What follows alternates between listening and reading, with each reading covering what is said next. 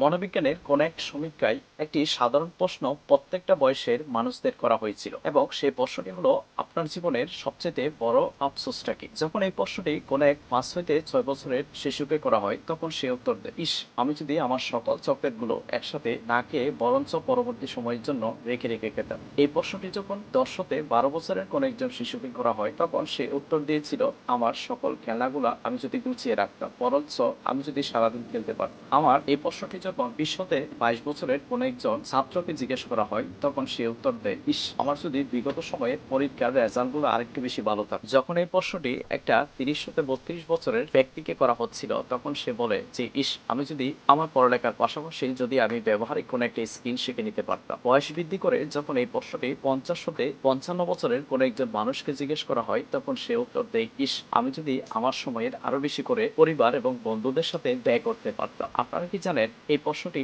যখন একজন 80 বছরের বৃদ্ধকে করা হয়, তখন সে উত্তর দেয়, আমি যা ভালোবাসছিলাম, আমি যা করতে চেয়েছিলাম, তা আমি চেষ্টা না করার আফসোস। তাই এই মুহূর্তে আমি আপনাদের প্রশ্ন করি, আপনারা যা কিছু করতে চেয়েছেন সেটার পেছনে কি ছুটছেন, নাকি পরবর্তী সময়ের জন্য আফসোস জমাচ্ছেন? এই ধরনের আরো বেশি ভিডিও পেতে চ্যানেলটিকে সাবস্ক্রাইব করুন। ধন্যবাদ সবাই।